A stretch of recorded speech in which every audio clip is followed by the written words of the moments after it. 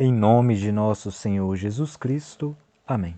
Aos 20 de fevereiro, nos anos de 738, Santo Euquério, bispo.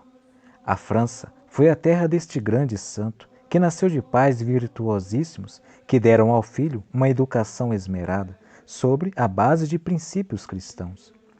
Antes de dar à luz ao menino, a mãe já o dedicara a Deus. De boa inteligência, Euquério ocupou sempre um dos primeiros lugares entre os condiscípulos. Cedo se acostumou a ler um ou outro trecho da Sagrada Escritura. Certa vez leu as palavras de São Paulo, 1 Coríntios 7, 29. O tempo é breve, o que resta é que não só os que têm mulheres sejam como se não tivessem, mas também os que choram como se não chorassem, e os que usam deste mundo como se dele não usassem, porque a figura deste mundo passa. Impressionado e iluminado por estas palavras, conheceu a vaidade do mundo e resolveu dizer-lhe adeus e entregar-o numa ordem religiosa. Fez-se religioso no convento de Jomiliege, na diocese de Rouen. Chegou a um grau tão alto de virtude e santidade que foi eleito sucessor do bispo quando este, seu tio, do lado paterno, morreu.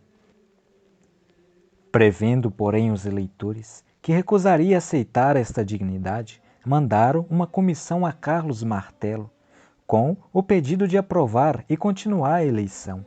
Carlos Martelo, que conhecia o alto valor de Euquério, não só deu a aprovação, mas mandou um mensageiro ao convento, onde Euquério estava com a ordem terminante de trazê-lo à força, caso isto necessário fosse.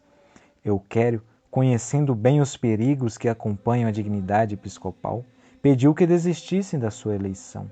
Quando, porém, os confrades lhe apresentaram as razões indubitáveis da vontade divina, Euquério obedeceu e aceitou a cruz episcopal. Exemplaríssimo religioso, como bispo, havia de ser também cumpridor dos deveres. Zelava pela dignidade dos templos. Aos sacerdotes dava instruções sobre a vida clerical e para os diocesanos era apóstolo e pai. Com a maior pontualidade, fazia as visitas pastorais, procedendo nelas com toda a prudência e energia. A maior parte dos bens distribuiu entre os pobres e necessitados. A bondade e condescendência sabia associar, quando preciso, energia e rigor, sem exceção de pessoas. Quando Carlos Martelo, para poder continuar a guerra contra os sarracenos, quis lançar a mão dos bens da igreja, achou enérgica resistência da parte do bispo. Este, convencido da justiça da causa, tomou a si as consequências desse proceder, e pouco se incomodou com as iras do poderoso mordomo. Como este já conhecesse a inflexibilidade do antístese, em negócios de direitos da igreja, concedeu a ideia de removê-lo ardilosamente da diocese. Passando por Orleans, convidou-o a acompanhá-lo na viagem a Paris. Chegados à capital, fez ao bispo a comunicação que de Orleans seria transferido para a colônia. Como em Orleans, também em Colônia, era venerado e querido pelos diocesanos, o que ainda foi causa de outra remoção sua para Liege. 6 anos viveu assim no desterro, sem com que os companheiros lhe tivessem ouvido uma só palavra de queixa. Os últimos anos viveu no convento de São Trondon e teve uma morte santa aos 20 de fevereiro dos anos de 738. As relíquias do santo Euquério, que repousam na igreja do convento, foram glorificadas por inúmeros milagres. Reflexões. Desde os primeiros momentos de sua vida, Santo Euquério foi consagrado a Deus. Os pais fizeram esta consagração porque assim julgaram cumprir um dever de dar ao filho uma sólida e santa educação. Pais conscienciosos assim procedem porque sabem que uma boa educação é a raiz e o fundamento de uma vida feliz. Pais que educam cristamente os filhos garantem-lhes a eterna salvação e salvaguardam a própria responsabilidade, que é muito grande. Quantos são os meninos que já na mais tenra idade sorvem o veneno do vício, do pecado, da irreligião, Quantos são os entezinhos infelizes que, em vez de bom exemplo dos pais, deles recebem um incitamento para o mal? Terrível será o julgamento dos pais que, desconhecendo sua alta responsabilidade, em vez de educar os filhos para Deus, assim o entregam ao demônio. Segundo, a figura do mundo a cada instante muda.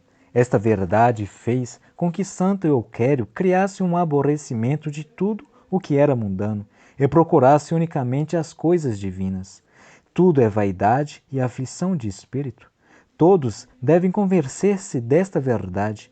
Tudo é vaidade, menos servir a Deus e só a Ele amar. Vaidade é procurar e acumular riquezas. Vaidade é procurar honras e posições honrosas.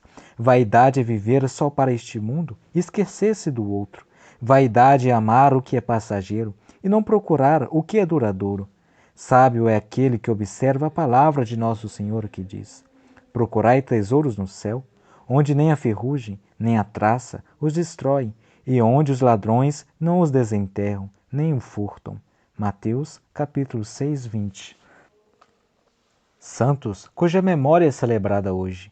Em Tiro, na Síria, o aniversário da morte de muitos mártires, cujo número só a Deus é conhecido. Entregues a Vetúrio, comandante das forças de Diocleciano, foram cruelmente açoitados, atirados às feras que nenhum mal lhes causaram.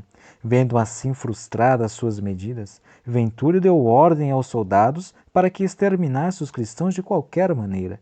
Deu-se então um horrível massacre. Entre estes mártires merecem especial menção Silvano, Peleu, Tirânio, o bispo Nilo e o sacerdote Zenóbio. Na Pérsia, o martírio do bispo Zadó e de 128 cristãos, que negaram a prestar honras divinas ao sol. Na ilha Chipre, os santos mártires Portámio e Nemésio. Deu graças.